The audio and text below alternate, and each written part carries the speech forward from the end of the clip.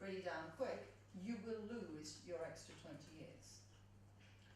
So it's not just a straight give the record companies another 20 years. It has tried, in other words, to balance things off.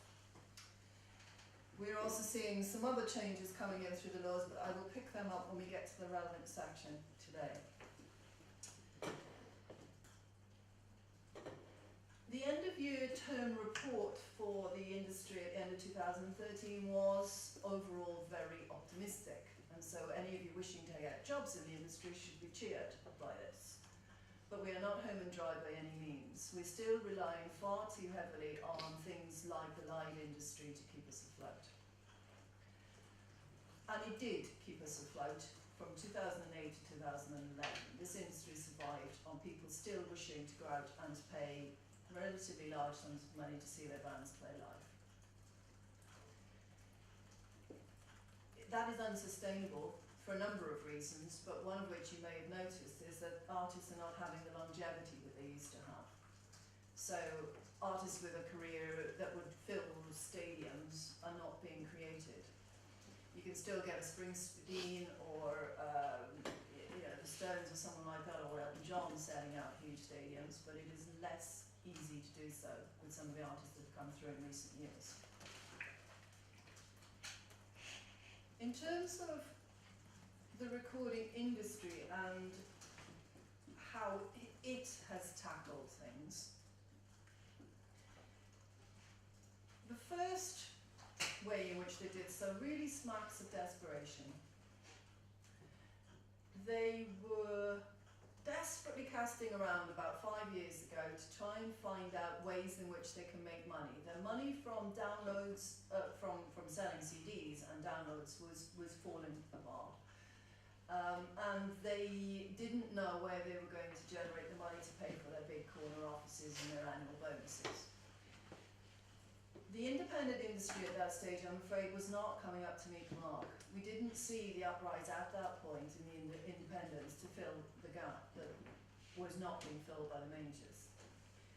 I'm pleased to say that we are now seeing the independent sector finally waking up and saying there is money to be made in this industry, we can make it happen. And labels like Domino and B&E and Bella Union, Communion, those guys, they are starting to come through seriously now, thank God, because we need them. But the first way in which the major labels chose to deal with their declining fortunes was something called the 360 model. Now, do you all know what the 360 is? Yeah. You're nodding. Would you like to explain to me what a 360 is? Yeah. 360 deal is when an artist gets signed a deal to a record label, and the record label is allowed to get a cut of all of the artist's income streams, including recording, of course, publishing, sponsorship, brand partnerships, merchandising, everything basically, where the artist gets money from the label is allowed a cut, because they the reason why is because they sort of made him, if without the label the artist wouldn't be able to sell merchandise on that level. So that's sort of his explanation. Is she right? Is it okay? Yeah? Do we generally agree with that? Yeah.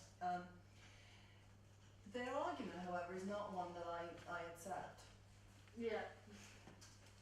Does it follow that just because they have paid for the making of a recording that they should take 20% of your ticket sales? What do we think? Is that fair? It's an investment. I mean, if you invest 20% in a business, then you're going to get 20% of the return, but as long as you're involved in it, so they're doing the same thing. Do you run a record label? No. Are you thinking of running a No, label? absolutely not. Because you're being a good spokesman for them, if you like. And you surprised me by saying it, because I would have said that the sheer sweat and toil of an artist having to go on stage and perform has nothing whatsoever to do with what the record label has invested in making that recording. I'm afraid that I am responsible for 360s, and I am sorry about this because I think they are the worst thing that majors have ever done.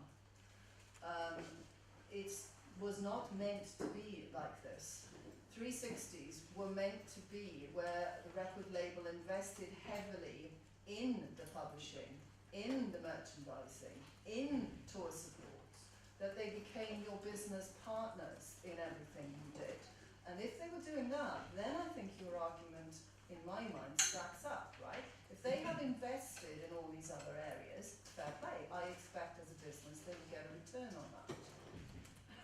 But they don't, unfortunately.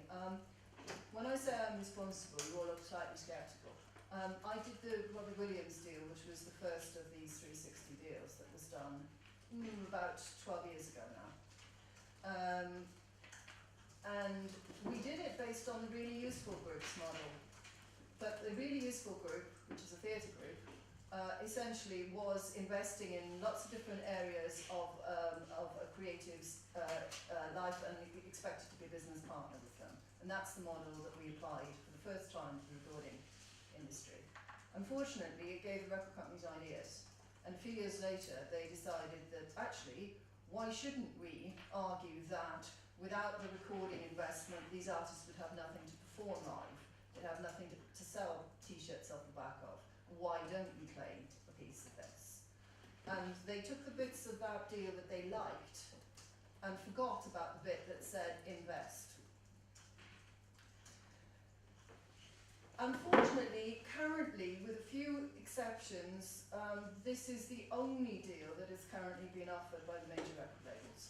If you are an artist or a manager trying to get an artist signed to a major, this is the deal you will currently be offered. This is despite the fact that actually it hasn't proved to work in practice.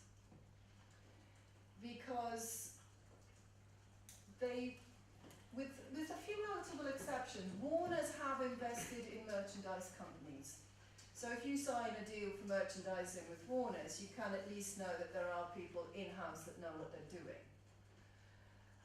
But generally speaking, they have just said, you know what, we won't take the rights, we'll take the income. So they're still relying on the artist going out and selling the t-shirts and accounting back to the record label for how much they've sold. Now you can quickly see why that ain't going to work, because they're A, relying on an artist to account, and B, for the artist to account truthfully. Now if your artist is going to, if your record label is going to take 20% of whatever you account to them, you can rest assured you're probably not going to account the full amount, right? Now they put in all these things in the contract that says we can have the right to check your accounts, we can have somebody come on the road with you. They ain't doing that. And in fact, for most of the artists that are signed to these 360s, they never see the record label at their gigs or checking the ticket sales or anything. They seem to have adopted a we'll go up above a certain level and we'll start looking at those. But anybody who's signed, sort of below that level, well, if we get some money from the 360, they're doing well. And that seems to be the sort of way that it's playing out. Is there a way of negotiating a 360 deal when you're a new artist that you just got offered the deal by a major? Is there a way of negotiating it down to like 240, like trying to exclude publishing, for example, Yes. and Yes. and how do you do that without sort of, having negative effects of the label going, okay, no. Yeah, it's a fine line.